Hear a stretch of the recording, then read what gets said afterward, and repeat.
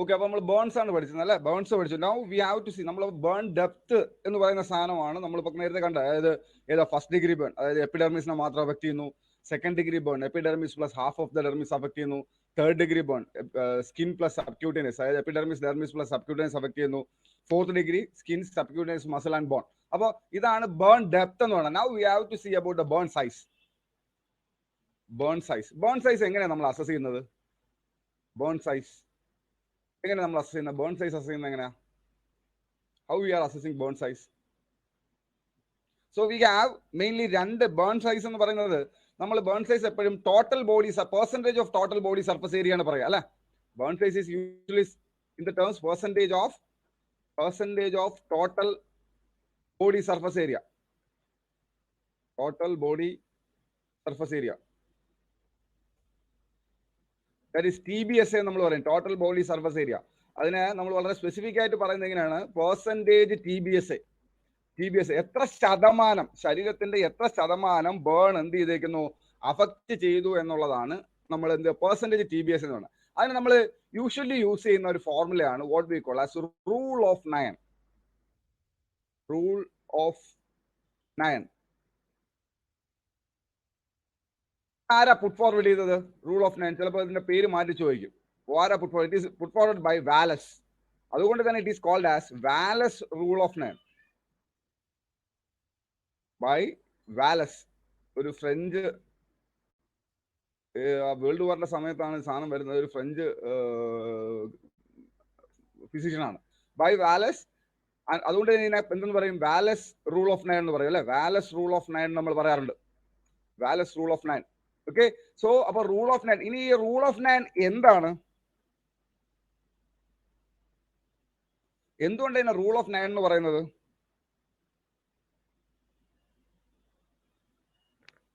എന്താണ് നമ്മൾ rule of 9 എന്ന് പറയുന്നത്? സോ ഹിയർ ദ ബോഡി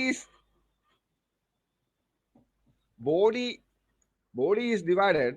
ചിലപ്പോൾ ചോദിക്കുക, ബോഡി ഈസ് ഡിവൈഡഡ് into 9%, 9% വെച്ച് ബോഡി ഡിവൈഡ് ചെയ്തിട്ടുണ്ട്, ഓർ മൾട്ടിപ്പിൾസ് ഓഫ് 9%, 9% അല്ലെങ്കിൽ 9% ആയിട്ട് ബോഡി നമുക്ക് ഒരു പാർട്ട് എടുത്ത് കഴിഞ്ഞാൽ നമുക്ക് 9% എന്ന് പറയാം. അല്ലെങ്കിൽ നമുക്ക് അതിന് എന്തെന്ന് പറയാം? മൾട്ടിപ്പിൾസ് ഓഫ് 9% ആയിട്ട് നമുക്ക് പറയാം. അങ്ങനെയാണെങ്കിൽ ഓരോ സ്ഥലത്തെയും നമ്മൾ എന്ത് ചെയ്യണം? നിങ്ങൾ ഈ പിക്ചർ, ഈ പിക്ചർ അങ്ങനെ തന്നെ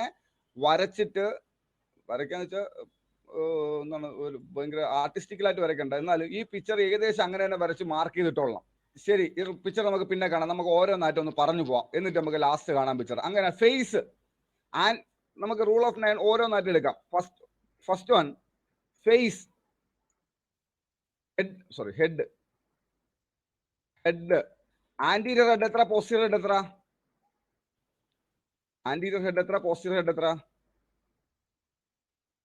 anterior head and posterior head 4.5% each അല്ലെ? 4.5% ഈച്ച് ഓരോന്നും 4. അപ്പൊ ഫ്രണ്ട് ഫേസിന്റെ ഹെഡിന്റെ ഫ്രണ്ട് ഓഫ് ദ ഹെഡ്. ഇവിടെ ഏറ്റവും നമ്മൾ മനസ്സിലാക്കാനുള്ളത്, റൂൾ ഓഫ് 9 നമ്മൾ യൂഷ്വലി അഡൽട്ടിന്റെ ആണ് നമ്മൾ എന്ത് ചെയ്യുക, നമ്മൾ എപ്പോഴും ശ്രദ്ധിക്കുന്നത്, നമ്മൾ പറയുന്നതും അഡൽട്ടിന്റെ ആണ് നമ്മൾ എന്ത് പറയാ? റൂൾ ഓഫ് 9 പറയാ. അതേസമയം തന്നെ നമുക്ക് വേറൊരു സാധനമുണ്ട്, ബ്രൗൺ ലണ്ടർ ഫോർമുല എന്ന് പറയുന്നത്. നമ്മൾ പീഡിയാട്രിക്സ് നോക്കണം. അപ്പൊ പീഡിയാട്രിക്സ് വരുമ്പോഴത്തേക്ക് മേജർ ചേഞ്ച് വരുന്നത് ഹെഡിന്റെ കാര്യത്തിലാണ്. ഇപ്പൊ അഡൽട്ടിലെ ഹെഡിന് മൊത്തം നമ്മൾ എത്ര % ആണ് കൊടുത്തേക്കണത്? അഡൽട്ടിന് ഹെഡിന് മൊത്തം കൂടെ നമ്മൾ എത്ര % ആണ് കൊടുത്തേക്കണേ? 9%. അതേസമയം പീഡിയാട്രിക്കിൽ വരുമ്പോൾ ഹെഡിന് നമ്മൾ 19% കൊടുക്കുക. അത് റൂൾ ഓഫ് 9 അല്ല, വേറൊരു സാധനമാണ്, നമുക്ക് ഇത് കഴിഞ്ഞ് പറഞ്ഞുതരാം. പീഡിയാട്രിക്സിൽ വരുമ്പോൾ നമ്മൾ ഹെഡിന് നമ്മൾ എത്ര കൊടുക്കും? 19% കൊടുക്കും. അപ്പൊ അതാണ് ആ വ്യത്യാസം എന്ന് പറയുന്നത്. നമ്മൾ ന്യൂ ബോൺ അല്ലെങ്കിൽ ചിൽഡ്രൻസിലെ ബേൺസിന്റെ പെർസെൻറ്റേജ് കാൽക്കുലേറ്റ് ചെയ്യുന്നതും അഡൽട്ടിന്റെ ബേൺസിന്റെ പെർസെൻറ്റേജ് കാൽക്കുലേറ്റ് ചെയ്യുന്ന വ്യത്യാസം, അഡൽട്സിന് നമ്മൾ ഫേസിൽ 9% ഹെഡിൽ 9% ടോട്ടൽ കൊടുക്കുള്ളൂ. അതേസമയം പീഡിയാട്രിക് വരുമ്പോൾ 90% കൊടുക്കും. അപ്പൊ ഈ വ്യത്യാസം തിരിച്ചും വരും. ഞാൻ ഇത് കഴിയുമ്പോൾ ഒന്നും പറഞ്ഞില്ല, എന്നാൽ ഞാൻ ആദ്യം ഒന്ന് പറഞ്ഞു പോണത് നിങ്ങൾക്ക് ഓർമ്മയിരിക്കാനാണ്. പീഡിയാട്രിക്സ് എടുക്കുമ്പോഴത്തേക്ക് പീഡിയാട്രിക്സിന് അല്ലെങ്കിൽ ചിൽഡ്രൻസിലെ ബേൺ വരുമ്പോൾ കൂടുതൽ നമ്മൾ ഇമ്പോർട്ടൻസ് കൊടുക്കുന്ന ഫേസിനും, അഡൽട്ടിൽ കൂടുതൽ ഇമ്പോർട്ടൻസ് കൊടുക്കുന്ന ലെഗ്സിലുമാണ്. അഡൽട്ടിന് ലെഗ്സ് മൊത്തത്തോടെ 33% വരും. അതായത് ഗ്രോയിൻ അടക്കം 33% വരും. അതേസമയം പീഡിയാട്രിക്സ് വരുമ്പോൾ 21% ഉള്ളൂ. That we will see. അപ്പോൾ ഹെഡും പോസ്റ്റീരിയർ ഹെഡ്, ആന്റിയർ ഹെഡും പോസ്റ്റീരിയർ ഹെഡും ആയി. ഇനി തൊറാക്സോ, തൊറാക്സ്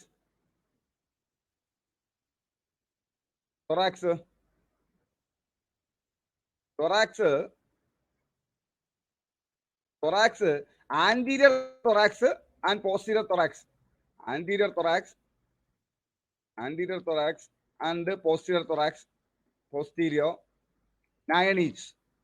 ഈ സെപ്പറേറ്റിനെ പറഞ്ഞാൽ ചിലപ്പോൾ സെപ്പറേറ്റ് ചോദിക്കും കേട്ടോ. ഓരോന്നും 9% വെച്ചാണ്. ഇനി ആമോ,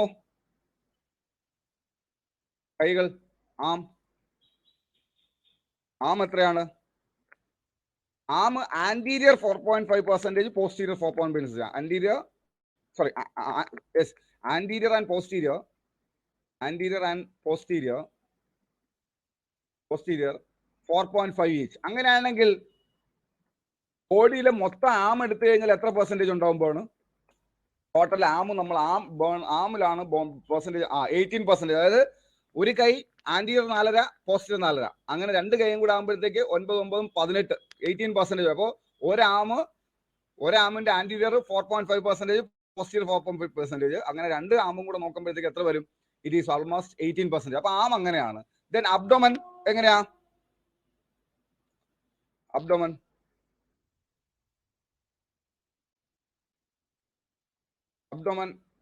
എങ്ങനെയാണ്? Anterior abdomen 9, posterior 9. Anterior 9, anterior and posterior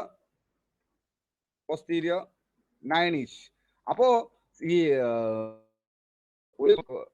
ചോദ്യം വരുന്നത് തൊറാക്സിന്റെ എടുത്തു കഴിഞ്ഞാൽ ടോട്ടൽ ബേൺ എത്രയാണ്? ടോട്ടൽ പെർസെന്റേജ് എത്രയാണ്? തൊറാക്സിന്റെ എടുത്തു കഴിഞ്ഞാൽ ടോട്ടൽ പെർസെന്റേജ് എത്ര വരും?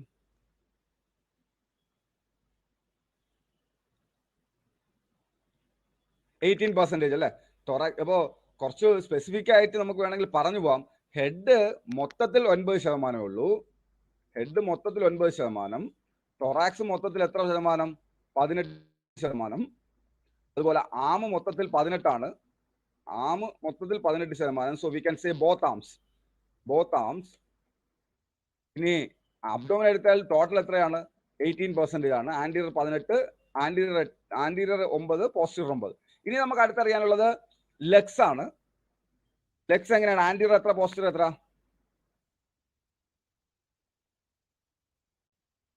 ലിംസ്, ലെഗ്സ് എത്രയാണ്? ടോട്ടൽ 36% വരും. 36% വരും.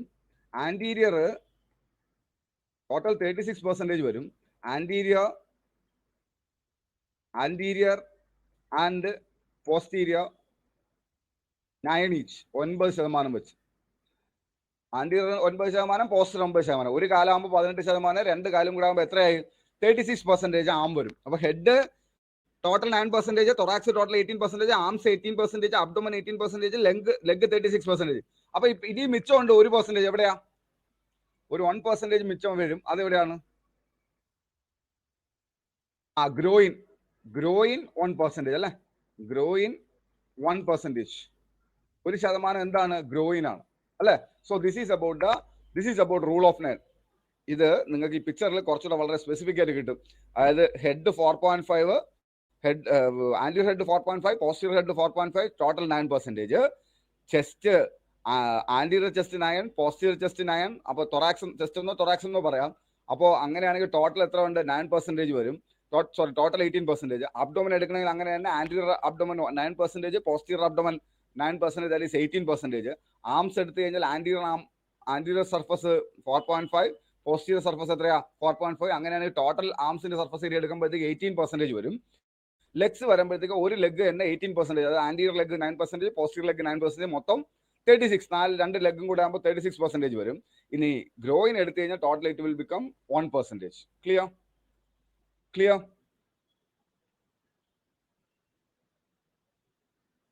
So that is about the rule of 9. ഇതാണ് റൂൾ ഓഫ് 9 എന്ന് പറയുന്നത്. പരീക്ഷയ്ക്ക് ചോദിക്കാറുണ്ട്. ഏതെങ്കിലും ഒരു ഏരിയ എടുത്തിട്ട് ആ ഏരിയയുടെ സ്പെസിഫിക്കേഷൻ ചോദിക്കും. അതേസമയം that is the first one. ഇനി രണ്ടാമതൊരു ഫോർമുല നമ്മൾ യൂസ് ചെയ്യുന്നുണ്ട്. Second one is called as Lund-Browder formula. Lund-Browder formula. Actually, this is used in evideയാണ്. It is used in children's according to the age.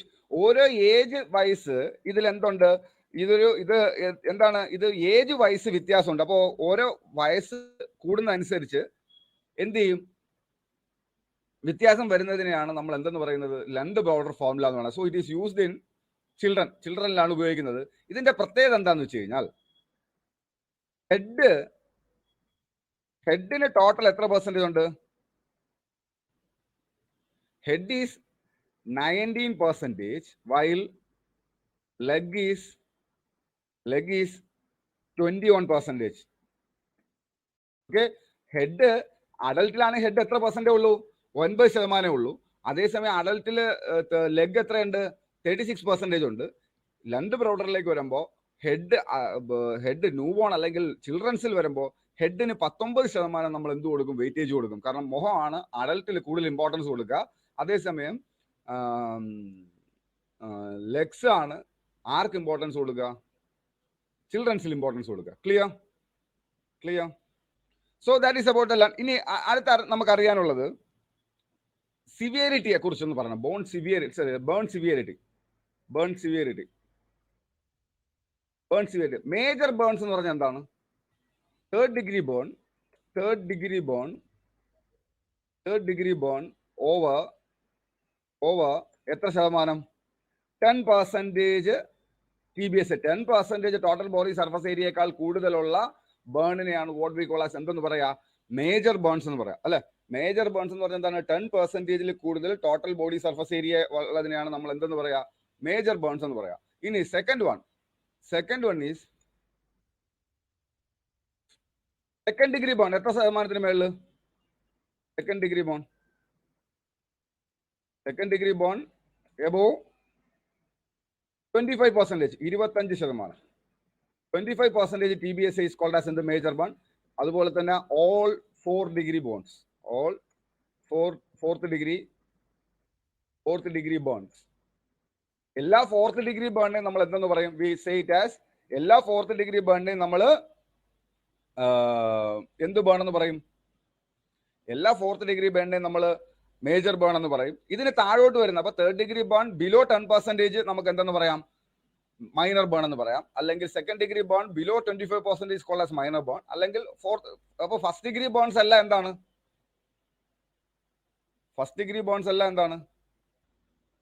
Okay, so അപ്പോ എത്ര percentage ആണ് burn death? നമുക്ക് approximate നമ്മുടെ കയ്യിൽ ഉള്ള ഒരു ഡാറ്റ വെച്ചിട്ട് നോക്കി കഴിഞ്ഞാൽ above 75% bone, above 70% bone, 70% bone, half of the victims dies.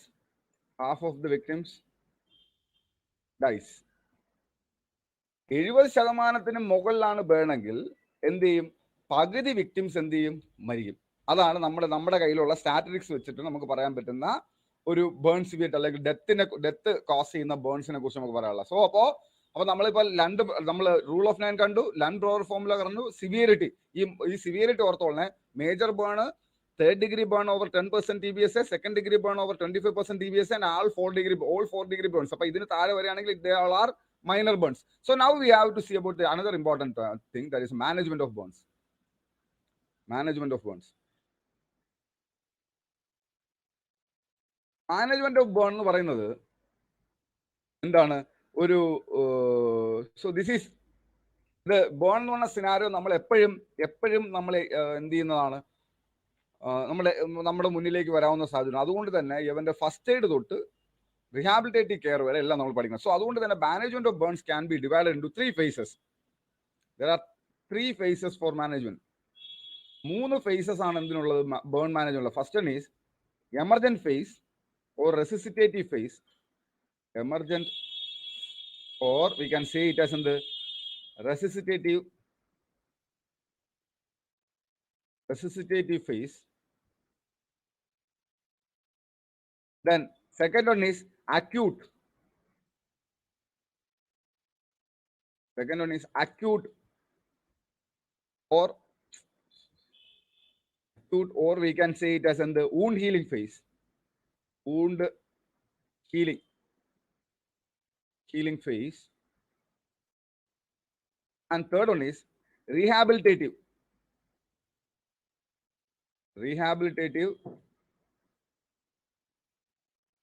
Or we can say it as in the restorative.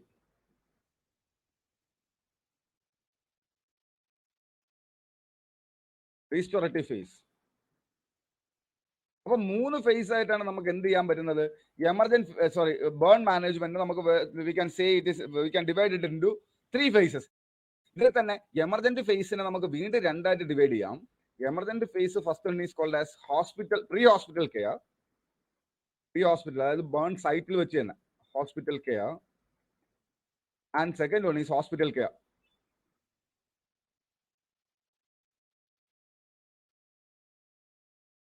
Pre hospital കെയറും ഉണ്ട്, അതുപോലെ തന്നെ എന്ത് ഹോസ്പിറ്റൽ കെയറും ഉണ്ട് അല്ലെ. So there are 3 phases: emergent phase, acute phase, rehabilitation. So first of all we can see about the emergent phase. Emergent ഫേസിനെ കുറിച്ച് കാണാം. എവിടെ സ്റ്റാർട്ട് ചെയ്യും? എമർജന്റ് ഫേസ് എപ്പോഴാണ് സ്റ്റാർട്ട് ചെയ്യുന്നത്?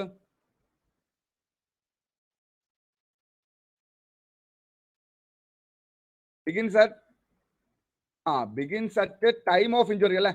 ടൈം ഓഫ് ഇഞ്ചുറി, എപ്പോഴാണോ ഇഞ്ചുറി വരുന്നത് അവിടെ തൊട്ട്. അപ്പൊ ഈ ബേൺ എന്ന് പറയുന്നത് എപ്പോഴും ഏത് സാഹചര്യത്തിൽ വരുന്നതുകൊണ്ട് തന്നെ നമ്മുടെയൊക്കെ എല്ലാവരും, അതായത് ലേമാനെ അടക്കം ബേൺ ഇഞ്ചുറി പഠിപ്പിക്കണം എന്നുള്ളതാണ് പറയുന്നത്.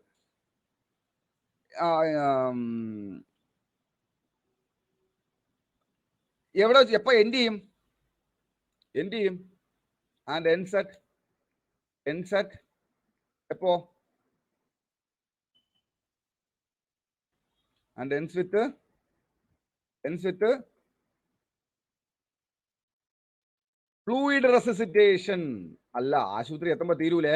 ഫ്ലൂയിഡ് റെസസിറ്റേഷൻ അതായത് ഓൾമോസ്റ്റ് എത്ര മണിക്കൂർ വരെ വരും? 48 മുതൽ 72 മണിക്കൂർ. അതായത് ബോഡിയിൽ നിന്ന് 78 മണിക്കൂർ വരെ ആണ് ഇവിടെ എന്ത് ചെയ്യുന്നത്. അതിനു മുമ്പ് ഇത് നമ്മൾ മാനേജ്മെന്റ് പറഞ്ഞതിന് മുമ്പ് നമുക്കൊരു കാര്യം മനസ്സിലാക്കാനുള്ളത്, what is happening during burns? ബേണിന്റെ പാത്തോളജി എന്താണ്? ഞാൻ വിട്ടുപോയി കേട്ടോ, സാധാരണ ഞാൻ പറഞ്ഞു പോകുന്നതാണ്. ബേണിന്റെ പാത്തോളജി എന്താണ് സംഭവിക്കുന്നത് ബേണിന്റെ സമയത്ത്?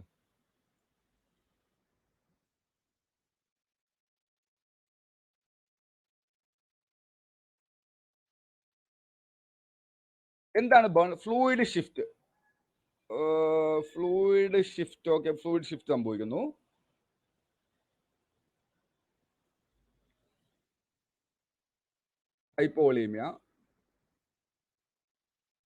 ഹൈപ്പോളീമിയ, പിന്നെന്താ?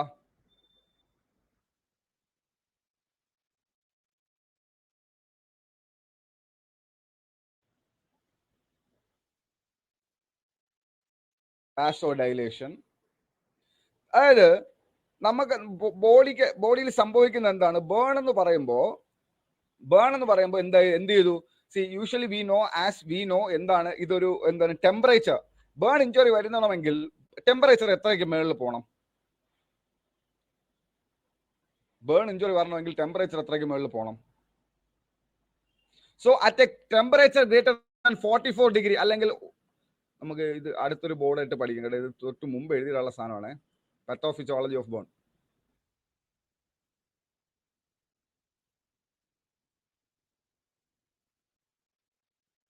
ചൂടടിക്കുമ്പോഴത്തേക്ക് എന്ത് ചെയ്യുന്നു? ചൂടടിക്കുമ്പോഴത്തേക്ക് കത്തിപ്പോകുന്നു നമുക്കറിയാം. അത് എങ്ങനെ, എവിടെ, ഏത് ഭാഗമാണ് ആദ്യം കത്തുന്നത്? എന്താണ് ഇവിടെ സംഭവിക്കുന്നത്? Temperature above 44 degree centigrade or 111 degree Fahrenheit temperature വരുമ്പോൾ എന്ത് സംഭവിക്കും? Proteins starts destroying. അതായത് നമ്മുടെ ബോഡിയിലെ സ്കിന്നിലും അതുപോലെ തന്നെ നമ്മുടെ ബോഡിയിലെ എല്ലാ സെൽസിനകത്തും എന്തുണ്ട്? പ്രോട്ടീൻസ് ഉണ്ടല്ലേ. അപ്പൊ എന്ത് ചെയ്യും? പ്രോട്ടീൻസിന്റെ ഡയമെൻഷൻസ് പോവും, പ്രോട്ടീൻസ് നശിക്കും. പ്രോട്ടീൻസ് നശിക്കുമ്പോൾ എന്ത് സംഭവിക്കും? പ്രോട്ടീൻസ് നശിക്കുമ്പോൾ എന്ത് സംഭവിക്കും? Leading to the damage of the cells, leads to damage of cells damage തുടങ്ങും അല്ലെ. സെൽസ് എന്ത് ചെയ്യും? ഇത് ഇമ്പോർട്ടന്റ് ആണ്. എത്ര ഡിഗ്രിക്ക് മേളിലാണ് പ്രോട്ടീൻ ഡിസ്ട്രോയ് ചെയ്ത് തുടങ്ങുന്നത്? നമ്മുടെ പ്രോട്ടീൻസ് എന്ന് പറയുമ്പോൾ ഈ പ്രോട്ടീൻസിനെക്കാൾ ഇമ്പോർട്ടന്റ് ആയിട്ട് ഒരു സാധനം, പ്രോട്ടീൻസിനെക്കാളും നല്ല, പ്രോട്ടീൻസ് പോലെ ഇമ്പോർട്ടന്റ് ആയിട്ട് വേറൊരു സാധനം നമ്മുടെ ബോഡിക്കകത്തുണ്ട്. എല്ലാ ഫങ്ഷൻസിനെയും എന്ത് ചെയ്യുന്നത്? ഒരു കാറ്റലൈസ് ചെയ്ത് കൊണ്ടുപോകുന്ന ഒരാൾ, അല്ലെങ്കിൽ ആൾട്ടർ ചെയ്ത് കൊണ്ടുപോകുന്ന ആൾ. ആരാത്? എൻസൈംസ്. നമുക്കറിയാം എല്ലാ എൻസൈംസും പ്രോട്ടീൻസ് ആണ് അല്ലെ. അപ്പോൾ ഓരോ സെല്ലിനകത്തുള്ള ഫംഗ്ഷൻ, ഇപ്പൊ സെല്ലിനകത്ത് കിടക്കുന്ന മിക്കവാറും ഫംഗ്ഷൻസിനെയൊക്കെ ഓരോ എൻസൈംസ് ആണ്. ഇപ്പോൾ ക്രെബ് സൈക്കിൾ ആയാലും അല്ലെങ്കിൽ ഗ്ലൈക്കോളൈസിസ് ആയാലും അതിനകത്തൊക്കെ കുറെ എൻസൈംസ് ആണ് വർക്ക് ചെയ്യുന്നത്. ഈ എൻസൈംസ് ഒക്കെ എന്താണ്? They are proteins. അപ്പൊ അങ്ങനെ വരുമ്പോ ടെമ്പറേച്ചർ ഇപ്പോൾ 44 ഡിഗ്രി, ഒരു 44 ഡിഗ്രിക്ക് മേളിൽ ടെമ്പറേച്ചർ വരുമ്പോൾ പ്രോട്ടീൻസ് ഡിസ്ട്രോയ് ചെയ്യും. പ്രോട്ടീൻസ് അതിന്റെ ഷേപ്പ് നഷ്ടപ്പെടും. എന്ത് ചെയ്യും? ഡാമേജ് ടു സെല്ല് ഡാമേജ് വരും. ഓക്കെ, സെല്ല് ഡാമേജ് വന്നു. ഇനി അടുത്ത് എന്താ സംഭവിക്കുന്നത്?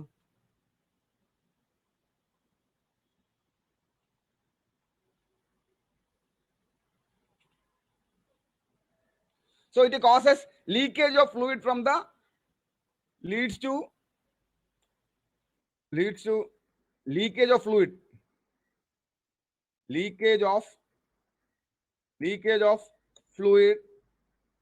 from എവിടെന്ന്? ഫ്രം ബ്ലഡ് കാപ്പിലറീസ് അല്ലെ. ബ്ലഡ് കാപ്പിലറീസിൽ നിന്ന് എന്ത് ചെയ്യും? അപ്പോൾ ഈ പ്രോട്ടീൻസ് ഡിസ്ട്രോയ് ചെയ്ത് സെല്ല് ഡിസ്ട്രോയ് ചെയ്യുമ്പോൾ സ്കിന്ന് ഡിസ്ട്രോയ് ആയി, അല്ലെങ്കിൽ അണ്ടർലൈൻ ടിഷ്യൂ ഏതെന്ന് വെച്ച് കഴിഞ്ഞാൽ അത് ഡിസ്ട്രോയ് ആയി. അപ്പൊ എന്ത് ചെയ്യും? കാപ്പിലറീസിൽ നിന്നുള്ള ഫ്ലൂയിഡ് എന്ത് ചെയ്ത് തുടങ്ങും? ലീക്ക് ചെയ്ത് തുടങ്ങും. അങ്ങനെ ലീക്ക് ചെയ്ത് തുടങ്ങുമ്പോൾ എന്തിലേക്ക് പോകും? അത്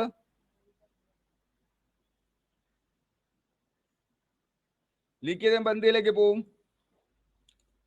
കോസിങ് എഡീമ ഉണ്ടാവും. അപ്പോ ബ്ലഡിന് എന്ത് സംഭവിക്കും? Blood losses plasma in significant amount. Leak ചെയ്യുന്നത് എന്താണ്? സിഗ്നിഫിക്കന്റ് എമൗണ്ട് എന്ത് പോവും? ബ്ലഡിൽ നിന്ന് പ്ലാസ്മ പോവും. പ്ലാസ്മ പോകുമ്പോ പ്ലാസ്മയ്ക്കകത്തൂടെ എന്തൊക്കെ പോവും?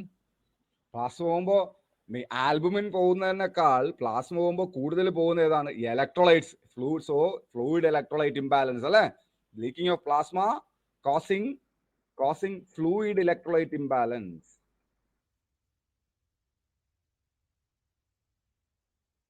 ഫ്ലൂയിഡ് ഇലക്ട്രോലൈറ്റ് ഇംബാലൻസ് ഉണ്ടാക്കും.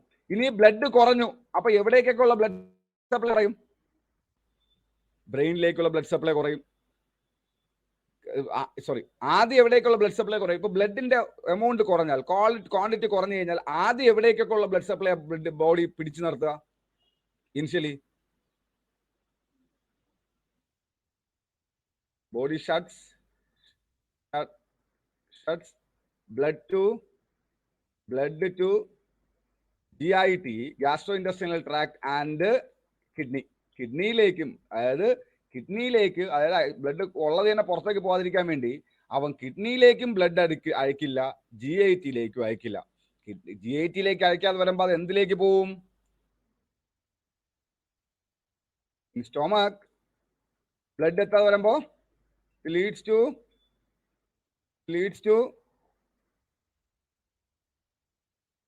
ulcers and these ulcers are called as എന്ത്? ഈ അൾസറിന് പറയുന്ന പേരെന്താ? നമ്മള്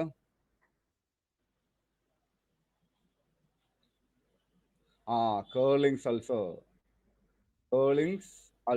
അതായത് so now you understand how.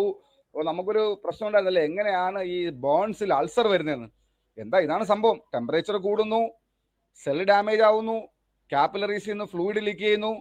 അങ്ങനെ ആകുമ്പോൾ പ്ലാസ്മ കുറയുമ്പോൾ ബോഡി എന്ത് ചെയ്യും? സാധാരണ ബ്ലഡിന്റെ വോളിയം കുറഞ്ഞു കഴിഞ്ഞാൽ ഷോക്ക് ചെയ്യുന്നത് പോലെ ബോഡി എന്ത് ചെയ്ത് കളയും?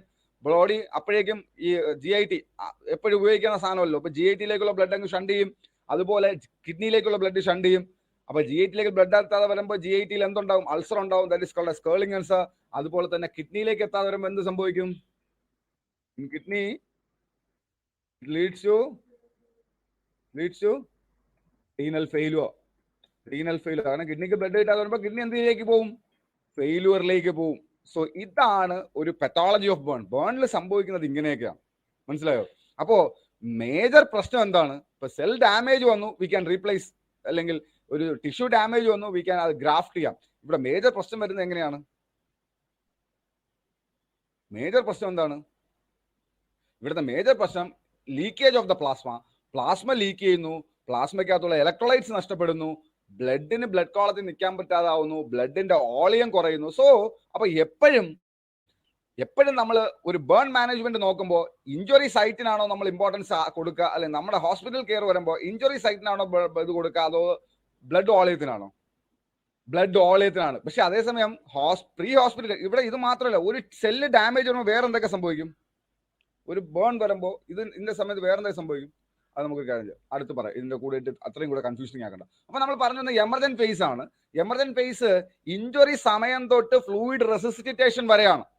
ഓക്കെ, അപ്പോൾ ഇഞ്ചുറി ടൈം തൊട്ട് ഫ്ലൂയിഡ് റെസിസ്റ്റേഷൻ എന്ന് പറയുമ്പോഴത്തേക്ക് നമുക്ക് രണ്ട് രീതിയിലാണ് നമുക്ക് എന്ത് ചെയ്യുന്ന മാനേജ് ചെയ്യേണ്ടത്. ഫസ്റ്റ് വൺ ഈസ് പ്രീ, അതായത് അറ്റ് ദ ഇഞ്ചുറി സൈറ്റ്, അതിനെയാണ് നമ്മൾ എന്തെന്ന് പറയാം, what we call as pre hospital care. Pre hospital care. എന്താണ് എന്താണ് ഏറ്റവും ആദ്യം ചെയ്യാനുള്ളത്? ഏറ്റവും ആദ്യം ചെയ്യാനുള്ളത് എന്താ?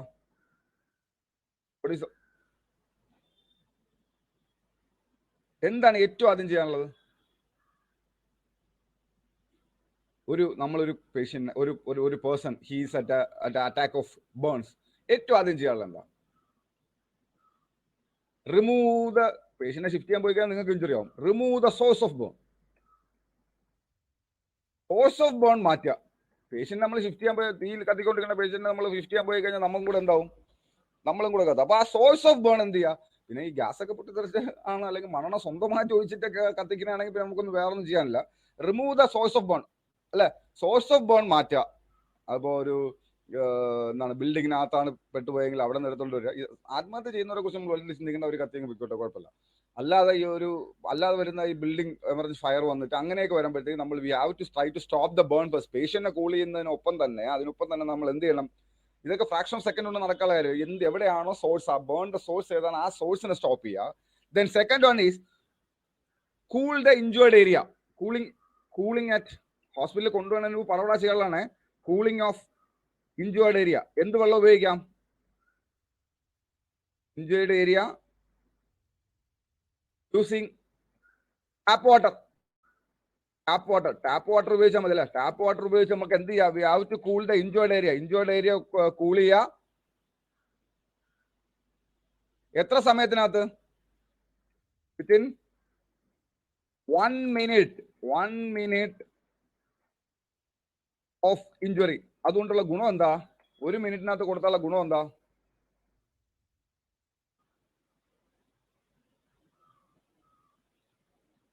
So helps to minimize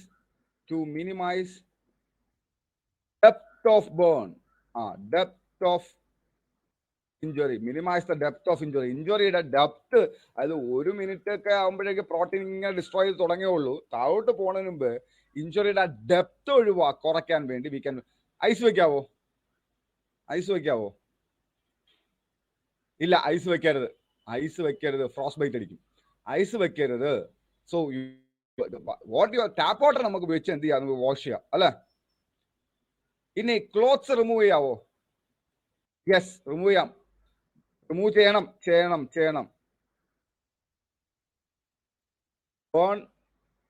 burned clothings should be removed. അല്ലെങ്കിൽ എന്താ സംഭവം എന്ന് വെച്ച് കഴിഞ്ഞാൽ, നമുക്ക് അറിയാവുന്ന കണ്ടക്ഷൻ, ഈ ക്ലോത്തിൽ ഇരിക്കുന്ന ബേൺ വീണ്ടും പേഷ്യന്റ് എന്ത് ചെയ്യും? പേഷ്യന്റ് വീണ്ടും എന്തുണ്ടാക്കും? ബേൺ ഉണ്ടാക്കും. So burned clothing should be removed. ഇത്രയും കഴിഞ്ഞിട്ടാണ് നമ്മൾ നമ്മുടെ നോർമലിലേക്ക് കിടക്കുക, അല്ലെങ്കിൽ നമ്മുടെ കെയറിലേക്ക് കിടക്കുക. ഇനി നമുക്ക് എന്ത് അസസ് ചെയ്യാം?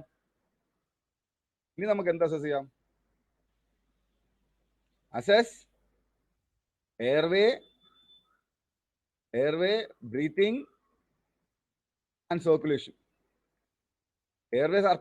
എയർവേയും ബ്രീത്തിങ്ങും സർക്കുലേഷനും. എന്നിട്ടല്ല ഇപ്പോ സാധാരണ നമ്മളൊരു പേഷ്യന്റ് ഫസ്റ്റ് എയ്ഡ് തുടങ്ങുന്നത് തന്നെ നമ്മൾ എന്ത് അസസ് ചെയ്തുകൊണ്ടാണ്?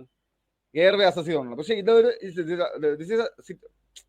It's A different scenario. ഇതൊരു ഡിഫറൻറ്റ് സിനാരിയോ ആണ്.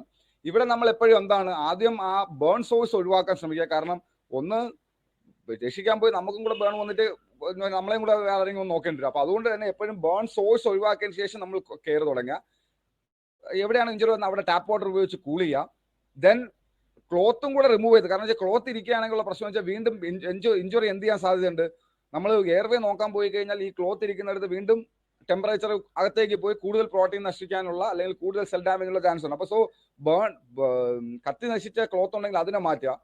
Then assess the airway breathing and circulation. Then we can assess the airway breathing and circulation. ഇതാണ് ഒരു നോർമൽ ഏരിയയിലുള്ള ഇത്. ഇനി ബേൺ വൂണ്ട് ക്ലോസ് ചെയ്യാവോ അല്ലെങ്കിൽ കവർ ചെയ്യാവോ? കവർ ചെയ്യാം. If you get a good cloth, നമുക്ക് cover the patient with sterile ആണ് നിർബന്ധമില്ല. Or clean clothes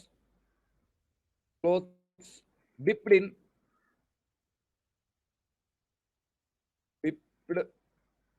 in tap water. Tap വാട്ടറിൽ മുക്കിയ സ്റ്റെറൈൽ നമുക്ക് ഇഞ്ചുറി നടക്കുന്നിടത്ത് CSRD നമുക്ക് എന്ത് കൊണ്ടുവരാൻ പറ്റില്ല, സ്റ്റെറൈൽ ക്ലോത്ത് കൊണ്ടുവരാൻ പറ്റില്ല. നല്ല ക്ലീൻ ആയിട്ടുള്ള ക്ലോത്ത് കിട്ടിയാൽ മതി. എന്ത് ചെയ്യാം, നമുക്ക് ഒരു ഏരിയയിൽ ആ ഏരിയയിൽ എന്ത് ചെയ്യാതെ മതി, നമുക്ക് തെർമൽ ബേൺ ആണെങ്കിൽ ആ ഏരിയയിൽ വാട്ടറിൽ മുക്കിയ ടാപ്പ് വാട്ടറിൽ മുക്കിയ സ്റ്റെറൈൽ ക്ലോത്ത് വെച്ച് നമുക്ക് എന്ത് ചെയ്യാം, കവർ ചെയ്യാം. അത് if the burn is minor,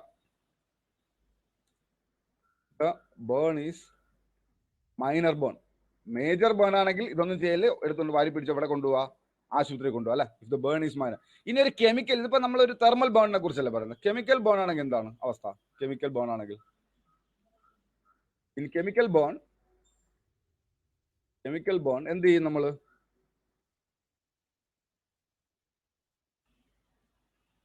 flush with saline water, or saline water കിട്ടിയില്ലെങ്കിൽ ഉപ്പുവെള്ളമാണ് ഏറ്റവും ബെസ്റ്റ്. ഉപ്പുവെള്ളമാണ്. ആസിഡ് ആയാലും ആൽക്കലി ആയാലും അതിനെ ന്യൂട്രലൈസ് ചെയ്യാൻ ഏറ്റവും നല്ലത് ഉപ്പുവെള്ളമാണ്. Or water. സലൈൻ വാട്ടർ കിട്ടിയില്ലെങ്കിൽ ഓർ വിത്ത് വാട്ടർ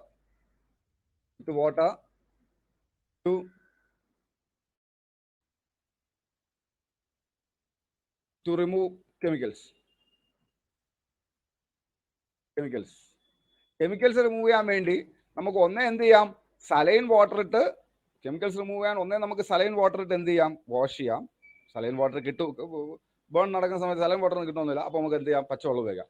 സോ ഇതാണ് ഒരു പ്രീ ഹോസ്പിറ്റൽ കെയർ. ഇവിടെ നിന്ന് വാരി പിടിച്ച് നമ്മൾ എന്ത് ചെയ്യണം, ആശുപത്രിയിൽ കൊണ്ടുവരിക. Just ambulate the patient to shift the patient to the hospital. ഇതാണ് നമ്മുടെ ഒരു പ്രൈമറി പ്രീ ഹോസ്പിറ്റൽ കെയർ എന്ന് പറയുന്നത്. എമർജൻസി ഫേസ് കഴിയുന്നില്ല. Now we are going to into the next phase, that is called as hospital care. Sorry, ഈ phase emergency ഫേസിലെ തന്നെ രണ്ടാമത്തെ പാർട്ട് എന്ന് പറയുന്നത് എന്താണ്, ഹോസ്പിറ്റൽ കെയർ ആണ്. അപ്പോൾ പേഷ്യന്റ് നമ്മളെടുത്തെത്തി, ഹോസ്പിറ്റലിലേക്ക് എത്തി. ഇവിടെ ഇപ്പൊ പേഷ്യന്റ് എന്തൊക്കെയായിരിക്കും പ്രശ്നങ്ങൾ? നമ്മൾ ഈ പറഞ്ഞതുപോലെ കാപ്പിലറി ലീക്കേജ് വന്നിട്ടുണ്ടല്ലേ. ഈ കാപ്പിലറി ലീക്കേജ് വന്നു എന്ന് നമ്മൾ കാപ്പിലറി ലീക്കേജ് വന്നു എന്ന് പറഞ്ഞു. അപ്പൊ ഡാമേജ് ഓഫ് സെൽസ് കൊണ്ട് കാപ്പിലറി, ഈ കാപ്പിലറി ലീക്കേജ് ഉണ്ടാകാനുള്ള കാരണം എന്താണ്? വെറും ഡാമേജ് മാത്രമാണോ? വെറും ഡാമേജ് മാത്രമല്ല, ഒരു കാര്യം കൂടെ മനസ്സിലാക്കണം. സെൽ ഡാമേജസ് നമുക്കിവിടെ പറഞ്ഞു പോവാം. അല്ല, ഓങ്കോളജി പ്രശ്നം മാത്രമല്ല, cell damage leads into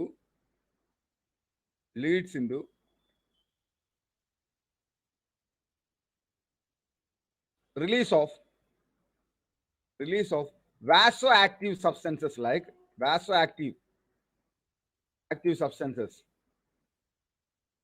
substances like catecholamine, histamine, adrenaline and adrenaline നോറഡ്രിനാലിനുമാണ് എന്തെന്ന് പറയും നമ്മൾ? സോറി അഡ്രിനാലിനെ നോറഡ്രിനാലിനാണ് നമ്മൾ എന്തെന്ന് പറയാ?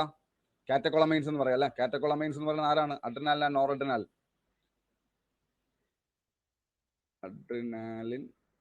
And noradrenaline. Adrenaline and noradrenaline. cell damage leads into release of vasoactive substances like catecholamine, that is adrenaline, noradrenaline വരും, histamine വരും. അപ്പൊ എന്ത് പറ്റും? ഈ അഡ്രിനാലിൻ, നോറഡ്രിനാലിൻ, ഹിസ്റ്റമിനൊക്കെ എന്ത് ചെയ്യും? These causes increase the permeability of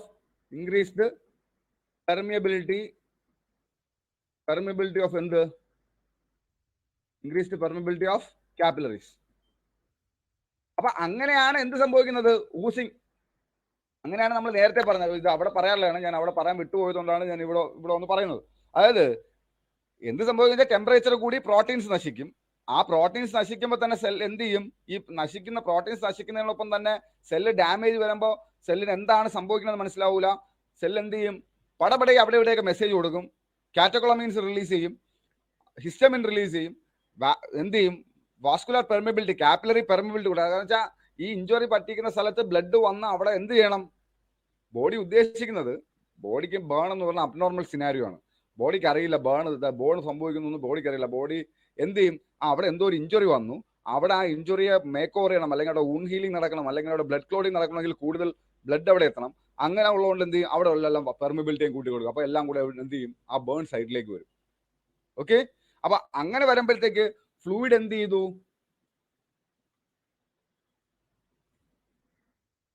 That is what we call as third space shifting. Third space shifting of fluid occurs. ഈ third space shifting ആണ് നമ്മൾ എന്തായിട്ട് കാണുന്നത്? അതായത് ആദ്യം യൂസ് ചെയ്ത് എന്ത് ചെയ്യും? എഡിമയൊക്കെ ആവും. എന്നിട്ടും എഡിമ തേർഡ് സ്പേസ് അല്ല, എഡിമ ആവും. സെക്കൻഡ് സ്പേസ് എന്ന് വേണമെങ്കിൽ പറയാം. എഡിമ ആയിട്ടും തീരാത്തത് എന്ത് ചെയ്യും? occurs leading to blisters. So blisters are, edema is something different, blisters is something different അല്ലെ? എഡിമ എന്ന് പറഞ്ഞ ഒരു സാധനമാണ്, ബ്ലിസ്റ്റേഴ്സ് എന്ന് പറഞ്ഞ വേറൊരു സാധനമാണ്. അപ്പൊ എഡിമ ഉണ്ടാവും സെല്ലിന്റെ, അതായത് ആ ടിഷ്യൂവിനകത്ത് ടിഷ്യൂ എഡിമ ഉണ്ടാവും. അപ്പൊ ടിഷ്യൂ മൊത്തത്തോടെ വീർക്കും. അതേസമയം എന്നിട്ടും ഫ്ലൂയിഡ് എന്ത് ചെയ്യുന്നില്ല? അവിടെ കണ്ടെയ്ൻ ചെയ്യുന്നില്ല. കൂടുതൽ ഫ്ലൂയിഡ് വീണ്ടും വരുന്നു. അപ്പോഴാണ് എന്ത് ചെയ്യുന്നത്? അവൻ അടുത്ത ടിഷ്യൂ, അടുത്ത ഇതിന്റെ അടിയിലേക്ക് കയറി പോവുക, അല്ലെങ്കിൽ തൊട്ട് മേളിലിരിക്കുന്ന ലെയറിന്റെ അടിയിലേക്ക് കയറി പോവുക. ആ ലെയറിനെ മൊത്തത്തോടെ ആക്കി അതിന്റെ അടിയിൽ വരിക. That is what we call as blisters. അപ്പൊ ബ്ലിസ്റ്റേഴ്സ് എന്ന് പറഞ്ഞു കഴിഞ്ഞാൽ എന്താണ് actually? What is blisters? It is a third space shifting of the fluid. ഫ്ലൂയിഡിന്റെ തേർഡ് സ്പേസ് ഷിഫ്റ്റിങ്ങിനെയാണ് നമ്മൾ എന്തെന്ന് പറയുന്നത്? ബ്ലിസ്റ്റേഴ്സ് എന്ന് പറയുന്നത്. അങ്ങനെയാണ് ഫ്ലൂയിഡ് എന്ത് ചെയ്യുന്നത്? അതായത് അപ്പോ ഈ ബ്ലിസ്റ്റേഴ്സിനകത്ത് കാണുന്ന സാധനം എന്താണ്? ബേസിക്കലി എന്താണ്? പ്ലാസ്മയാണ് അല്ലെ? പ്ലാസ്മയുടെ കണ്ടൻസ് ആണ് ബ്ലിസ്റ്റേഴ്സിനകത്ത് കാണുക. അപ്പൊ ബ്ലിസ്റ്റേഴ്സിന്റെ എണ്ണം കൂടുന്നതനുസരിച്ച് ബ്ലഡ് ലോസിന്റെ എമൗണ്ടും കൂടുതലായിരിക്കും. അത് മാത്രമല്ല വേറെന്തോ ഉണ്ടാവും. നമ്മൾ നേരത്തെ പെട്രോളജിയിൽ ഇതൊക്കെ പറയണമായിരുന്നു. എന്തുണ്ടാവും? ലോസ് ഓഫ് ഫ്ലൂയിഡ്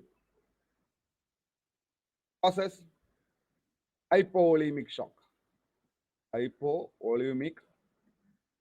പേഷ്യന്റ് എന്തിലേക്ക് പോകും? ഹൈപ്പോവോളീമിക് ഷോക്കിലേക്കും പോകും. ഓക്കെ, ഇത്രയാണ് എന്തിൽ സംഭവിക്കുന്നത്. അപ്പോ ഈ ഫ്ലൂയിഡ് ലോസ് വരുമ്പോ ബ്ലഡിനകത്ത് എന്താ സംഭവിക്കുക? ബ്ലഡിനകത്ത് ഇലക്ട്രോലൈറ്റ്സിന്റെ കാര്യത്തിൽ എന്ത് സംഭവിക്കും? ഇലക്ട്രോലൈറ്റ്സിന്റെ കാര്യത്തിൽ എന്ത് സംഭവിക്കും?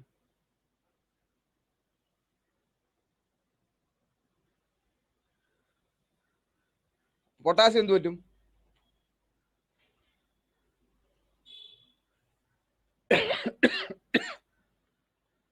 പൊട്ടാസ്യം കൂടും. എന്തുകൊണ്ടാ പൊട്ടാസ്യം കൂടുന്നത്? എന്തുകൊണ്ടാ?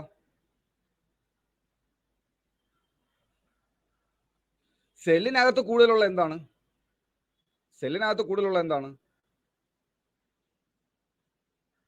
പൊട്ടാസ്യമാണ്. സെല്ലിനകത്ത് കൂടുതലുള്ള പൊട്ടാസ്യമാണ്. സെല്ല് ഡിസ്ട്രോയ് ചെയ്യുമ്പോൾ പൊട്ടാസ്യം റിലീസ് ചെയ്യും. ആ റിലീസ് ചെയ്യുന്ന പൊട്ടാസ്യത്തിന് ആര് അബ്സോർബ് ചെയ്തെടുക്കും? എങ്ങോട്ടേക്ക് കയറി പോകും? അവൻ ബ്ലഡിലേക്ക് കയറി പോകും. മാത്രമല്ല ഫ്ലൂയിഡിന്റെ എമൗണ്ട് എവിടെ ബ്ലഡിൽ കുറയാണ്. അപ്പൊ ഇലക്ട്രോലൈറ്റിന്റെ കോൺസെൻട്രേഷൻ ബ്ലഡിൽ എന്ത് ചെയ്യും? കൂടും. ഫ്ലൂയിഡ് ഷിഫ്റ്റ് ചെയ്യുന്നു, ഇലക്ട്രോലൈറ്റ് എന്ത് ചെയ്യും? കൂടും അല്ലെ? അതായത് 55% പ്ലാസ്മ ഉള്ളപ്പോഴാണ് നമുക്ക് പൊട്ടാസ്യം എത്ര 3.5 അല്ലെങ്കിൽ 4.5 എന്ന് പറയുന്നത്. പ്ലാസ്മയുടെ എമൗണ്ട് കുറഞ്ഞു വരുമ്പോൾ അതിനകത്തുള്ള പൊട്ടാസ്യത്തിന്റെ കോൺസെൻട്രേഷൻ കൂടി വരും അല്ലെ, കൂടും. അപ്പൊ അങ്ങനെയാണ് ഹൈപ്പർ കലീമിയ അല്ലെങ്കിൽ ഇലക്ട്രോലൈറ്റ്സ് ബ്ലഡിൽ എന്ത് ചെയ്യും, ഇൻക്രീസ് ചെയ്യും. കോസസ് എന്താണ് ഹൈപ്പർ കലീമിയ? അപ്പോൾ ചോദിക്കുക ഷോക്കിൽ എന്താണ് കോസസ് ഹൈപ്പർ കലീമിയ? ഈ സോഡിയോ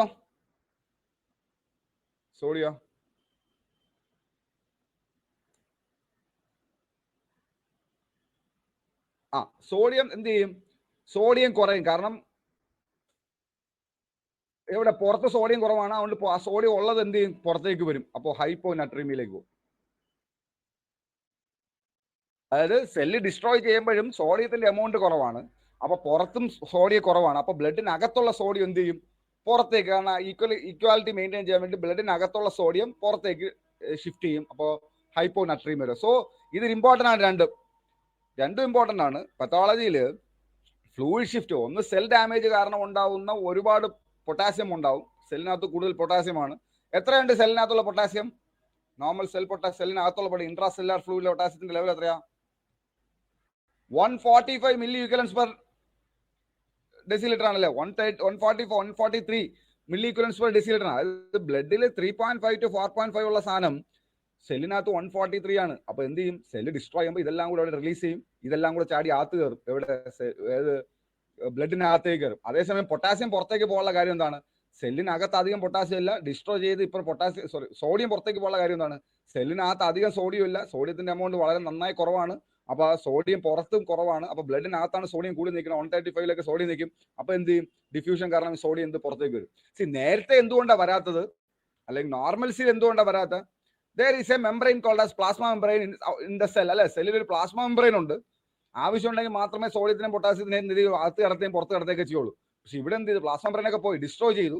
സോഡിയം പൊട്ടാസ്യം എന്ത് ചെയ്യുന്നു, കൂടുതലുള്ള പൊട്ടാസ്യം ഇവിടെ കാപ്പിലറിക്ക് ചുറ്റും അടിഞ്ഞു കൂടുകയാണ്. കാര്യം മനസ്സിലായോ? ഐഡിയ മനസ്സിലായോ?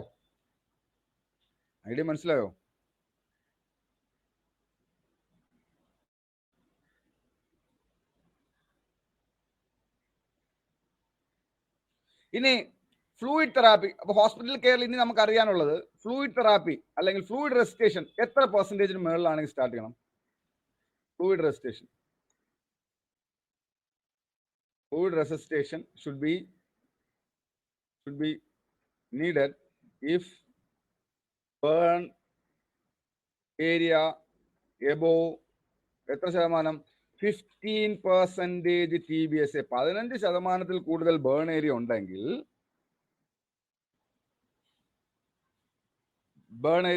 എന്ത് ചെയ്യണം നമുക്ക്? We have to start with fluid റെസിസ്റ്റേഷൻ.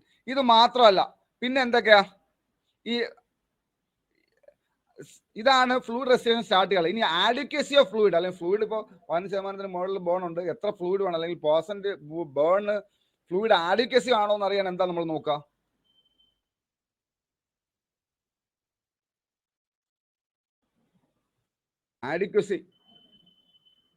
adequacy of fluid replacement is determined by first one is urine output. 15 minor burn ഒരിക്കലും 15% മേളിൽ വരില്ല. വരില്ല.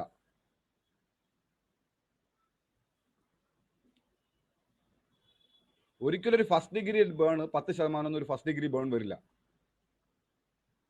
മനസ്സിലായോ? 10% ബേൺ വരണമെങ്കിൽ അത് സെക്കൻഡ് ഡിഗ്രിയോ തേർഡ് ഡിഗ്രിയിലേക്ക് പോയിരിക്കും. അതെന്താണ്?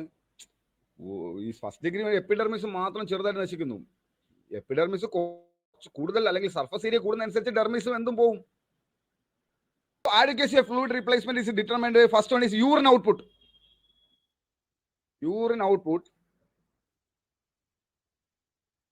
Between 30 to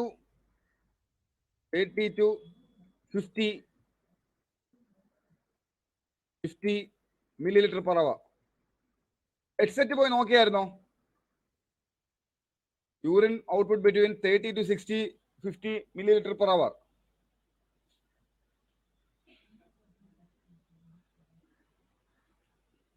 അപ്പോൾ യൂറിൻ ഔട്ട്പുട്ട് 50-നും താഴെയാണെങ്കിൽ എന്ത് ചെയ്യണം? We have to go for a fluid resuscitation and it is consider as a most commonly used parameter urine output ആണ്.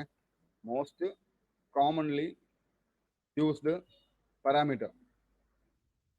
മോസ്റ്റ് കോമൺലി യൂസ്ഡ് പാരാമീറ്റർ എന്ന് പറയുന്നത് എന്താണ്?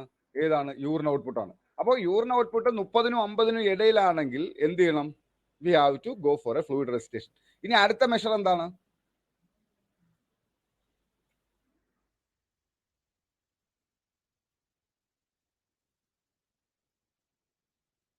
Arterial systolic. ഇമ്പോർട്ടൻ്റ് ആണ്. ആർട്ടീരിയൽ ആണ്. ആർട്ടീരിയൽ സിസ്റ്റോളിക് ബി പി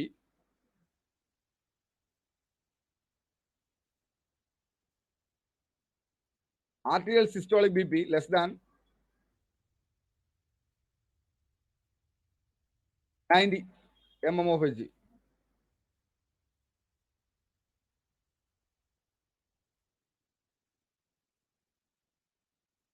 പിന്നെന്താ? Pulse rate. Pulse rate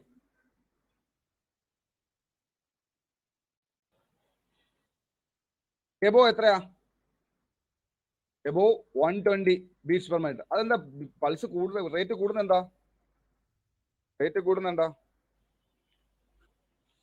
rate കൂടും. Fluid volume കുറയുമ്പോൾ എന്ത് ചെയ്യും?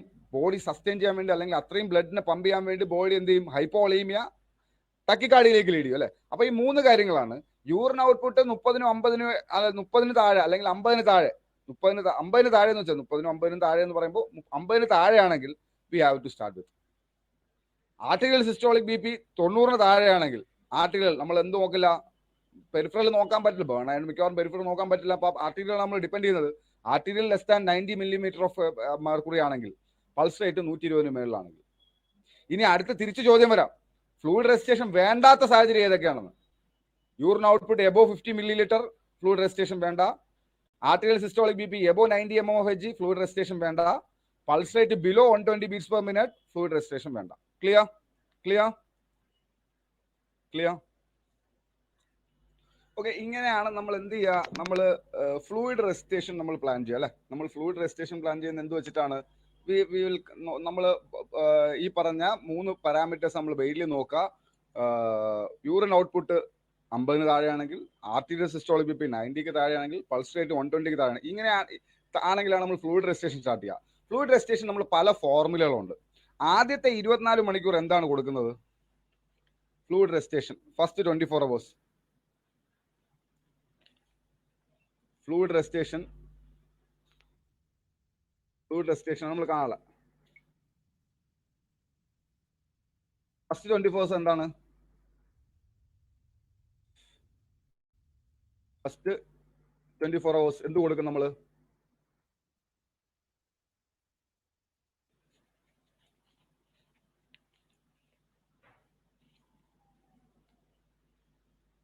എന്താ കൊടുക്കുക?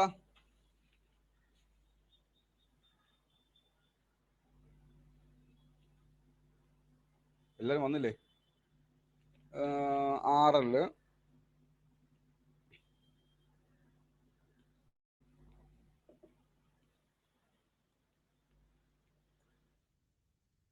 രണ്ട് ഫോർമുലയാണ് ഫ്ലൂയിഡ് റെസ്റ്റിഷൻ നമുക്കുള്ളത്. RL ഉണ്ട്. 2 ഫോർമുലാസ് ആണ് മെയിൻലി ഉള്ളത്. First one is called as we can use formulas. 2 formula. Colloids കൊടുക്കില്ല, ക്രിസ്റ്റലോയിഡ്സ് ആണ് കൊടുക്കുക. ഫസ്റ്റ് 24 hours ക്രിസ്റ്റലോയിഡ്സ് എന്ന് പറയണ്ട, നമുക്ക് സ്പെസിഫിക് ആയിട്ട് എന്തെന്ന് പറയാം? റിംഗർ ലാക്റ്റേറ്റ് സൊല്യൂഷൻ ആണ്. ഫസ്റ്റ് 24 hours യൂസേഴ്സ് എന്താണ്? റിംഗർ ലാക്റ്റേറ്റ് സൊല്യൂഷൻ ആണ് ഫസ്റ്റ് 24 hours കൊടുക്കുക. അത് 2 ഫോർമുലയാണ്. First one is called as modified Brooke formula. എന്താണ് മോഡിഫൈഡ് ബ്രൂക്ക് ഫോർമുല എന്ന് പറഞ്ഞാൽ? Modified Brooke formula first one. Modified Brooke formula എന്താണ് സംഭവം?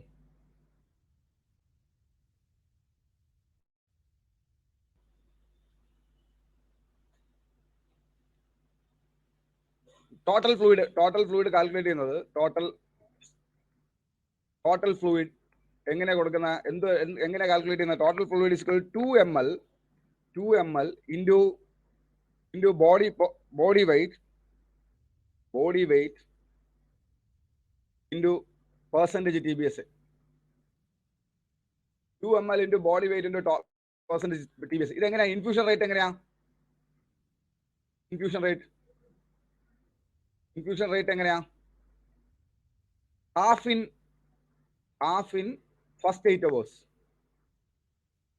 ഫസ്റ്റ് 8 hours ആദ്യത്തെ 8 മണിക്കൂർ പകുതി കൊടുക്കും. ആൻഡ് റിമൈനിങ്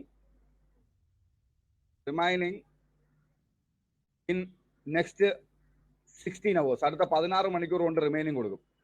ഇതിപ്പോ ഞാൻ ഫോർമുല പറഞ്ഞു, ഇങ്ങനെ പെട്ടെന്ന് ഫോർമുല ഒറ്റയടിക്ക് പറഞ്ഞാൽ നിങ്ങൾക്ക് അത് മനസ്സിലാവില്ല. ഇത് എങ്ങനെ മനസ്സിലാക്കണമെന്ന് വെച്ച് കഴിഞ്ഞാൽ, ഒരു പേഷ്യന്റ്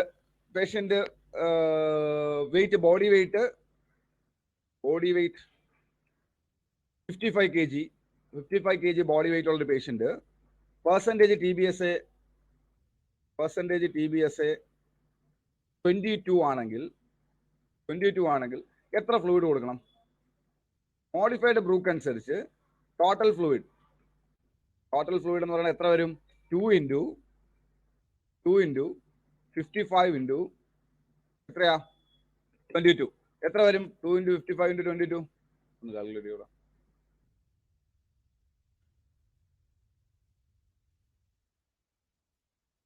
അതായത് 2420 അല്ലെ? ടോട്ടൽ എന്ന് പറയുന്നത് 2420 ml അല്ലെ?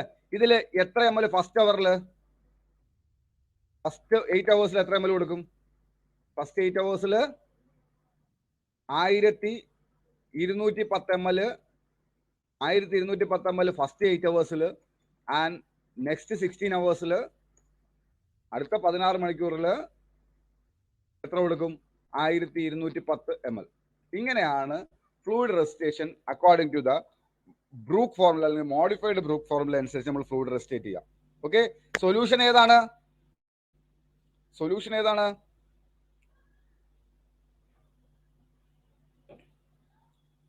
Ringer lactate solution. അപ്പോൾ പേഴ്സൺ 2 into എളുപ്പമാണ്, ഓർക്കാൻ എളുപ്പമാണ്. ഈ ഫോർമുല കേൾക്കുമ്പോൾ നിങ്ങൾ മിക്കവാറും പഠിക്കാൻ വേണ്ടി മടിക്കും, അല്ലെങ്കിൽ പഠിക്കാതെ വിട്ടുപോകും എല്ലാവരും. അപ്പൊ അത് വളരെ എളുപ്പമാണ്. എന്താണ്? 2 into percentage TBSA into body weight. ഇതാണ് മോഡിഫൈഡ് ബ്രൂക്ക്. ഇനി നെക്സ്റ്റ് വൺ പാർക്ക്ലാൻഡ് ഫോർമുല, അല്ലെങ്കിൽ നമ്മൾ ബാക്സ്റ്റർ ഫോർമുല എന്ന് പറയും. Second one is Parkland or we can say or Baxter formula. Parkland അല്ലെങ്കിൽ ബാക്സ്റ്റർ ഫോർമുല. ഇതെങ്ങനെയാണ്? ടോട്ടൽ ഫ്ലൂയിഡ് എങ്ങനെയാ? Total fluid is equal to 4 ml into body weight into percentage TBSA. Body weight into percentage TBSA.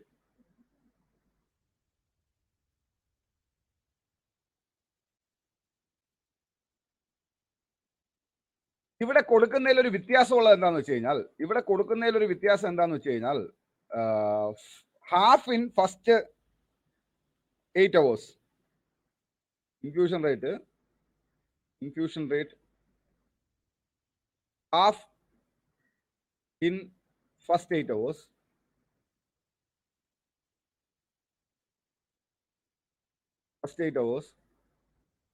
and 1/4 in next each 8 hours. അടുത്ത 8 മണിക്കൂർ ഉണ്ടാവും each 8 hours.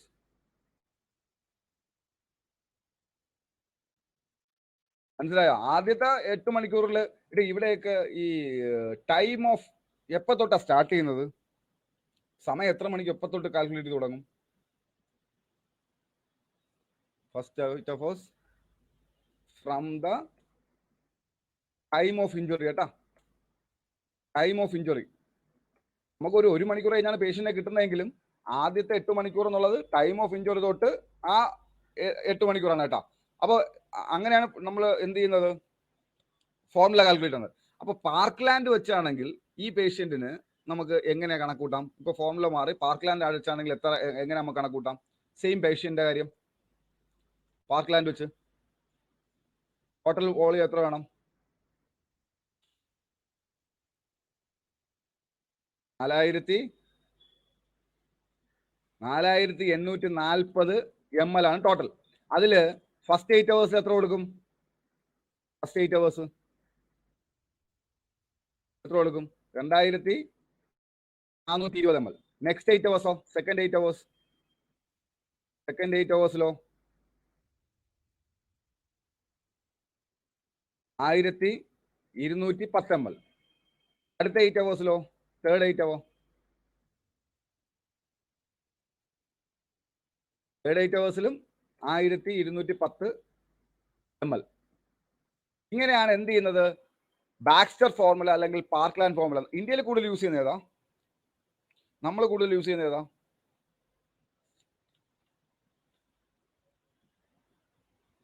നമ്മൾ കൂടുതൽ use ചെയ്യുന്ന ഏതാ?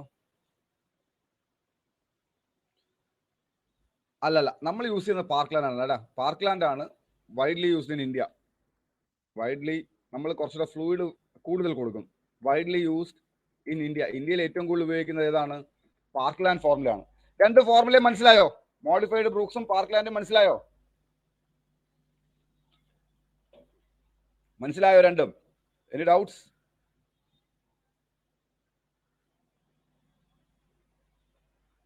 രണ്ടും മനസ്സിലായോ? എന്തോ ഒരു അനക്കമില്ലാത്ത. യെസ്. നൗ അപ്പൊ ഫസ്റ്റ് 8 hours കാര്യം കഴിഞ്ഞു. ഫസ്റ്റ് 8 hours നമ്മൾ കവർ ചെയ്ത് കഴിഞ്ഞു. ഇനി സെക്കൻഡ് 8 hours എന്താ നമ്മൾ കൊടുക്കാനുള്ളത്? സെക്കൻഡ് 8 hours ഫ്ലൂയിഡും കൊടുക്കണം. എന്നാലും ഫ്ലൂയിഡിനൊപ്പം പിന്നെ എന്താ കൊടുക്കാനുള്ളത്? സെക്കൻഡ് 8 hours കൊളോയിഡ്സ് അല്ലേ? കൊളോയിഡ്സ് ഏതാണ്? Albumin solution. Albumin solution. കാരണം ബ്ലഡിന്റെ ഓംകോട്ടിക് പ്രഷർ മെയിൻറ്റെയിൻ ചെയ്യണം.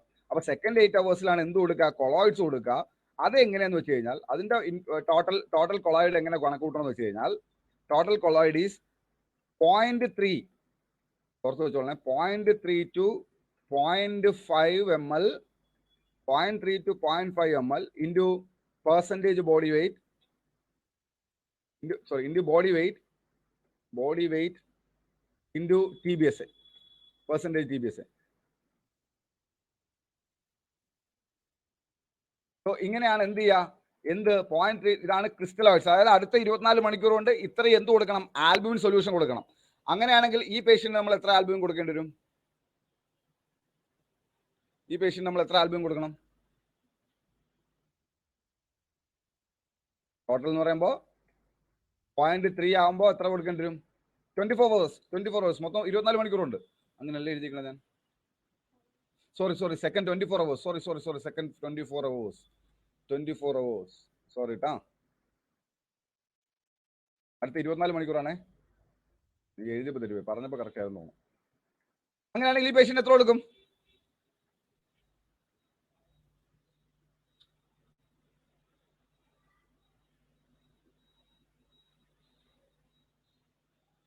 .3 into 55 into 22, 363 ml, 363 ml to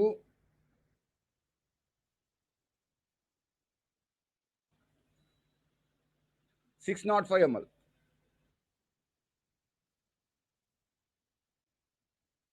so ഇതാണ് എന്ത് ചെയ്യുക? Second 24 hours colloid replacement. Colloid replace ചെയ്യുന്നത് ഇങ്ങനെയാണ്. മനസ്സിലായോ?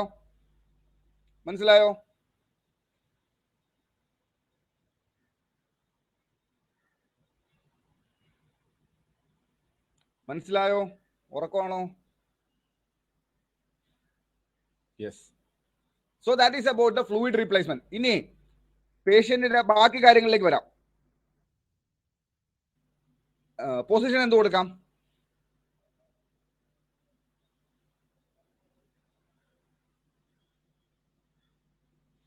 പൊസിഷൻ എന്ത് കൊടുക്കാം?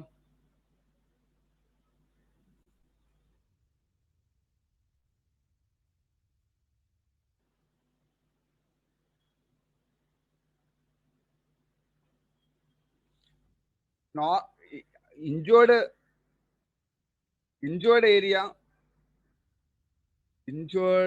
area should be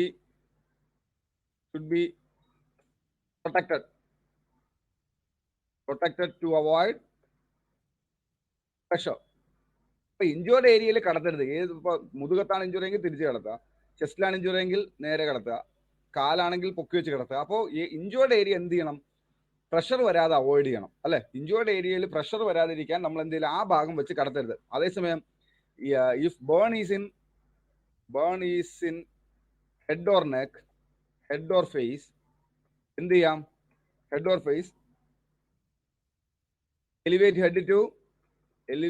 head above 30 degree. നമുക്ക് നോർമൽ ഒരു ഇതാണെങ്കിൽ എന്ത് ചെയ്യേണ്ട? ഹെഡ് എലിവേറ്റ് ചെയ്യണമെന്നില്ല. നമുക്ക് നേരെ സുപ്പൈൻ പൊസിഷനിൽ, നോർമൽ പൊസിഷനിലേക്ക് കടത്താം. സുപ്പൈനിലോ ഇഞ്ചുറി പുറകിലാണെങ്കിൽ പ്രോണിലോ എങ്ങനെ വെച്ചാൽ കിടത്താം. പക്ഷെ ഒരു ഹെഡോ ഫേസോ ഇൻവോൾവ് ആയിട്ടുണ്ടെങ്കിൽ you have to elevate the head or face അല്ലെ. ഹെഡും അല്ലെങ്കിൽ ഫേസ് എന്ത് ചെയ്യണം? എലിവേറ്റ് ചെയ്ത് വെച്ചിട്ട് വേണം എന്ത് ചെയ്യാൻ? പേഷ്യന്റിനെ കിടത്താൻ. ക്ലിയർ?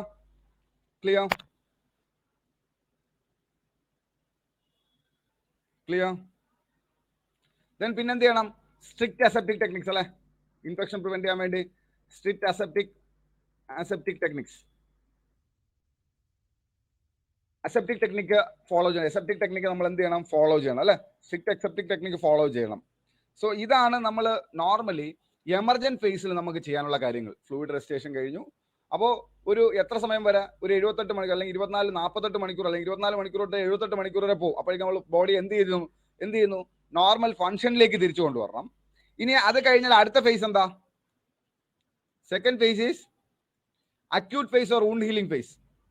സെക്കൻഡ് വൺ ഈസ്, അപ്പോൾ എമർജന്റ് ഫേസ് കഴിഞ്ഞു, acute or wound healing phase. ഇവിടെ എന്താ ചെയ്യണ്ടേ?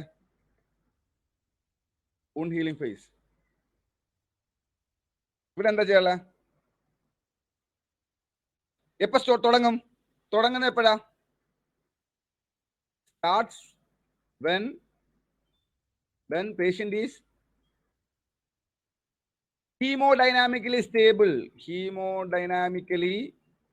അതായത് ബ്ലഡ് വാല്യൂസ് എല്ലാം നോർമലായി ഹീമോഡൈനാമിക്കലി സ്റ്റേബിൾ ആയി കഴിഞ്ഞാൽ വി ക്യാൻ സ്റ്റാർട്ട് വിത്ത് എന്ത്? അക്യൂട്ട് ഫേസ് അല്ലെങ്കിൽ വൂണ്ട് ഹീലിംഗ് ഫേസ്. ഇനി എവിടെയാ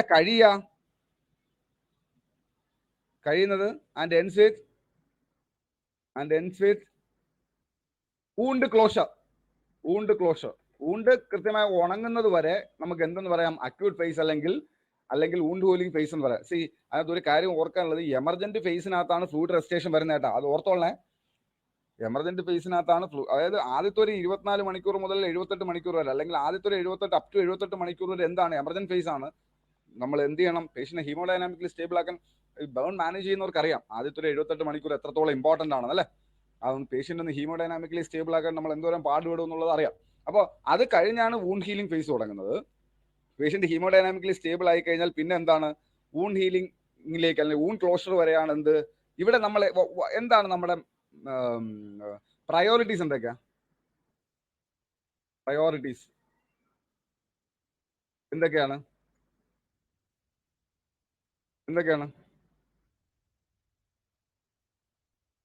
മാനേജ് അവോയ്ഡ്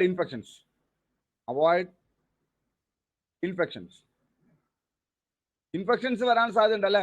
ഇമ്മ്യൂൺ സിസ്റ്റം എന്താണ്? ഇമ്മ്യൂൺ സിസ്റ്റം ഫെയിലിയർ വരും. ഇമ്മ്യൂൺ സിസ്റ്റം അതായത് ബ്ലഡിന്റെ ആകെ ഒരു കെമിസ്ട്രി ഒക്കെ മാറിക്കിടക്കുകയാണ്. അപ്പൊ ഇമ്മ്യൂൺ സിസ്റ്റം ഫെയിലിയർ വരും. അതുകൊണ്ട് തന്നെ ഇൻഫെക്ഷൻ പ്രിവെന്റ് ചെയ്യുക എന്നുള്ളത് എന്താണ്? ഏറ്റവും ഇമ്പോർട്ടന്റ് ആയിട്ടുള്ള കാര്യമാണ്. പിന്നെന്താണ്?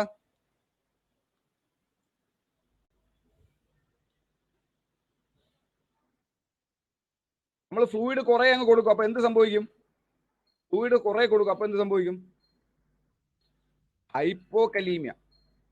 Hypokalaemia due to intracellular fluid shift, intracellular potassium shift. അപ്പോൾ നമ്മൾ നേരത്തെ പറഞ്ഞു എമർജന്റ് ഫേസിൽ നമ്മുടെ പ്രശ്നം എന്തായിരുന്നു?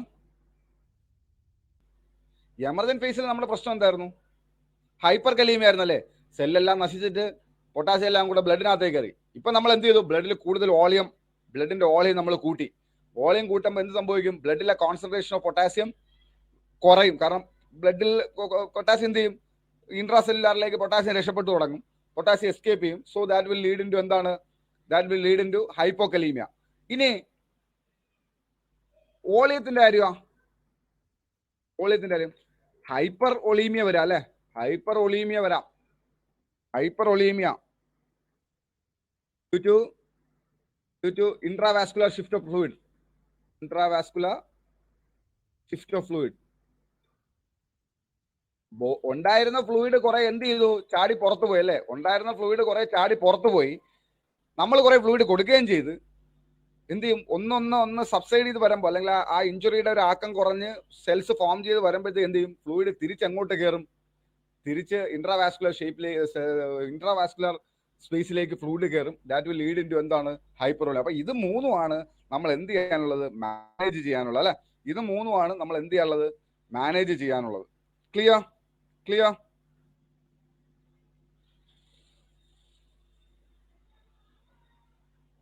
കേളിംഗ് സൾസർ എപ്പോൾ സ്റ്റാർട്ട് ചെയ്യും? Curling Sulzer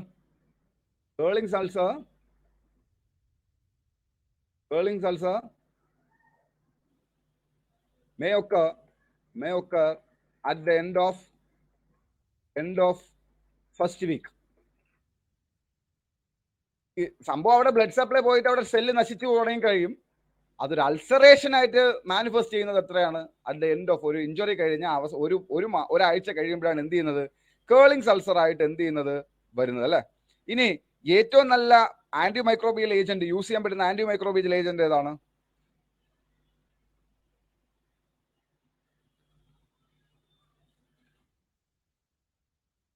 Can use silver sulfadiazine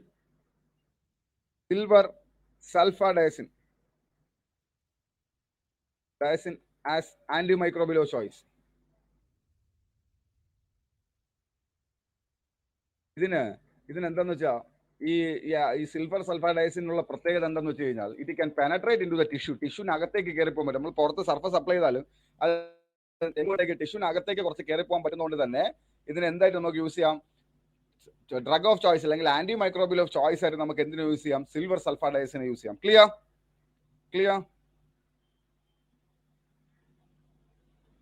ഇതാണ് അക്യൂട്ട് ഫേസ് അല്ലെങ്കിൽ വൂണ്ട് ഹീലിംഗ് ഫേസ്. അപ്പോൾ വൂണ്ട് ക്ലോഷർ ആയി. ഇനി എന്താണ് അടുത്ത ലാസ്റ്റ് ഫേസ് ഏതാണ്?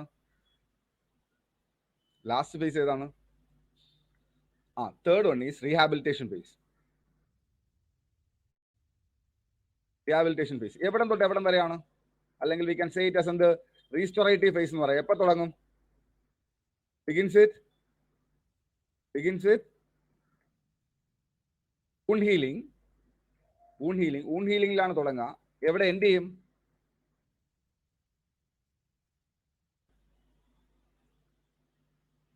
And ends with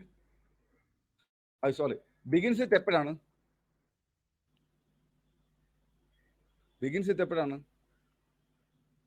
at first day of ബേണിന്റെ ആദ്യത്തെ ദിവസം തൊട്ട് നമുക്ക് തുടങ്ങണം കേട്ടോ. And ends with gaining of full independence. എപ്പോഴും അതൊരു കാര്യം മനസ്സിലായി, റീഹാബിലിറ്റേഷൻ എന്ന് പറഞ്ഞ പ്രോസസ്സ്, ദാറ്റ് ഈസ് റീസ്റ്റോറേഷൻ എന്ന് പറഞ്ഞ പ്രോസസ്സ്, ആ ഒരു അസുഖം വരുമ്പോഴേ നമുക്ക് തുടങ്ങണം. എന്ത് പ്രശ്നം, ഒരു അസുഖം വന്നു കഴിഞ്ഞാൽ അതിന്റെ റീഹാബിലിറ്റേറ്റീവ് പ്രോസസ്സ് നമ്മൾ ആ അസുഖം വരുമ്പോഴേ തുടങ്ങണം. അപ്പോൾ റീഹാബിലിറ്റേഷൻ ഷുഡ് സ്റ്റാർട്ട് ഫ്രം എവിടെ നിന്ന്, ഇഞ്ചുറി ഉണ്ടാവുന്ന സ്ഥലത്ത് നിന്ന് തന്നെ നമ്മൾ എന്ത് ചെയ്യണം, ഈ റീഹാബിലിറ്റേഷൻ കൊണ്ട് എന്താണ് എയിം ചെയ്യുന്നത്? എയിംസ് അറ്റ് attaining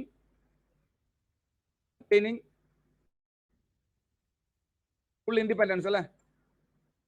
അതായത് നോർമൽ ഡെയിലി ഫങ്ഷൻ, അതായത് നോർമൽ എങ്ങനെയാണോ ഇൻഡിവിജ്വല്, അതിലേക്ക് ആ ഇൻഡിവിജ്വലിനെ തിരിച്ചെത്തിക്കുന്നത് വരെ നമുക്ക് എന്തെന്ന് പറയാം, റീഹാബിലിറ്റേഷൻ ഫേസ് എന്ന് പറയാം. So it will take years അല്ലെ.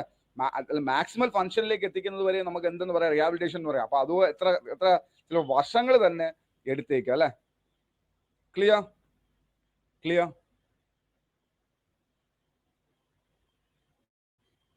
So this is about burns. ഇതാണ് ബേൺസിനെ കുറിച്ച് പറയാനുള്ളത്.